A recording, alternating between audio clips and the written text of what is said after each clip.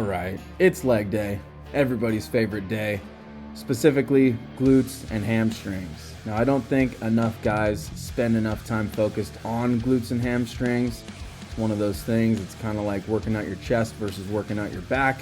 A lot of people like to focus on what they can see in the mirror, like their quads and their calves, and nobody ever really sees the glutes and hamstrings or pays enough attention to them. So we're going to talk about them specifically today.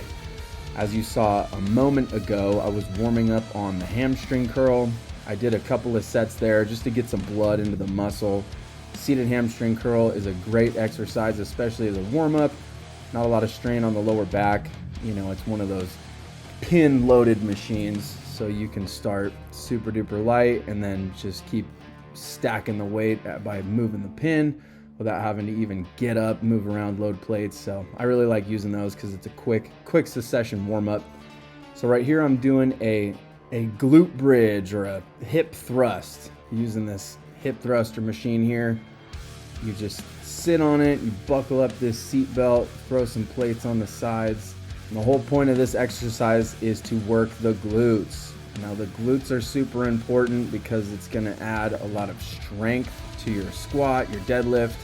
It's going to take some load off of your lower back just day to day. You know, a lot of guys suffer from lower back pain. A lot of it is because they have weak glute muscles. So right here, what you want to focus on is pressing up and really holding and squeezing at the top.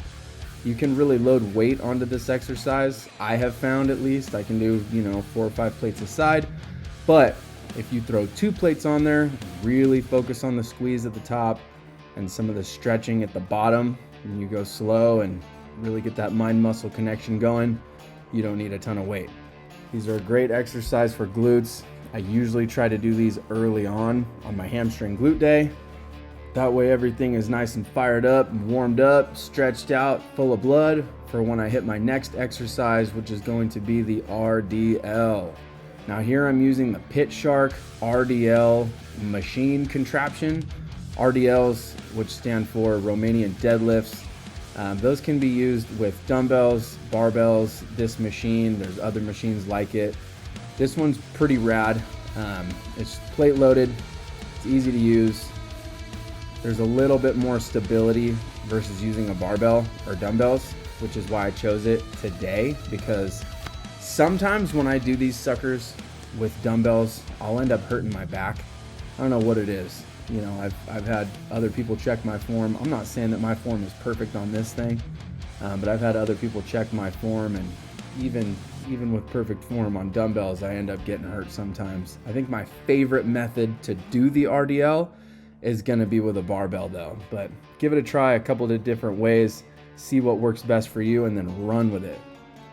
This next exercise is gonna be on the vertical leg press machine. Now I love this thing because it really helps you keep your back in contact with the pad. Your neck is very supported versus like a 45-degree leg press. I feel like, my butt starts coming up off the seat, which puts strain on my lower back. Sometimes my neck isn't as supported, mostly just because I usually throw my neck forward. This one is great. You can adjust your feet similar to a 45-degree leg press to target different areas of your leg. This is a good overall leg movement. You can definitely target your quads, but I found if you put your feet slightly up, like forward on that pad, then you get a really good connection with your hamstrings, some in your glutes. Just a great overall leg exercise. Then we're gonna do some hyper extensions. And so for this one, you basically just hook your feet in, you lay across the pad, and then to me, I'm not super familiar with this exercise. I actually just started doing these bad boys, but when I was working with my coach, he basically had me do them like this. So the range of motion is a little bit limited towards the top. I'm actually focusing on just squeezing my glutes right here and trying to keep my lower back out of this. But this can also be a good lower back exercise. You basically have to do it to feel it. But yeah, that's why I'm not coming up as high as I could, is because once I quit feeling it in my glutes and I start feeling it in my lower back, I go back down again and hit another rep. And we're back to the hamstring curl. So like I said, I warmed up on this thing earlier, but I threw it in again towards the end of my workout. I wanted to make sure I got in a couple of really good working sets. while my legs were nice and warm. What's great about the seated hamstring curl versus the lying hamstring curl, I get asked this a lot.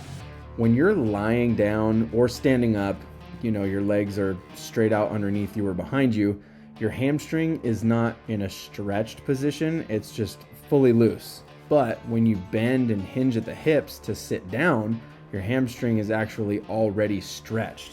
And then you can see here, I'm actually leaning forward on it, accentuating that stretch at the hip. Definitely something that I would give a try. You can do it seated, obviously, with your back against the backrest, but give it a whirl leaning forward. You'll feel it stretch through your glutes, and it just makes it that much more hellish of an exercise. So I finished up the hamstring curls by holding at the top and then going real slow on the negative just to get that real sick, brutal pump. And then same thing. I actually jumped onto the leg extension. Now I know that this works the quads, but sometimes I like to throw in some of the yin and yang, start working the opposite muscle group. So just at the end, to get a nice pump and get some blood into the other parts of my legs that weren't targeted as much, I did some seated leg extensions. But like I said, I did the same thing. I did I held it at the top and then did some really slow negatives. That way it just gives it a little bit more time under tension, makes it a more brutal exercise, gives you that sick pump before doing cardio. And for cardio, it was 30 minutes on the stairs. I do high intensity intervals, so I will go on level 8 or level 10 for 2 minutes, and then after that, for 1 minute, I'm at level 20. I'm basically sprinting on the stairs. After I get done with that minute, I'll turn it back down to level 10. I'll go for another 2 minutes and then up the intensity again. Boom, 1 minute at level 20. So I do this back and forth for 30 minutes. And then to wind down after cardio, since I'm usually wet, like somebody sprayed me with a hose, I'll stand in front of this radical fan, finish up the rest of my intra-workout drink, which is BCAAs and glutamine, or whatever water I ended up throwing in my shaker before cardio, and then we're off. That was a solid glute and hamstring focused leg day. Hope you guys enjoyed this video, and I will see you on the next one.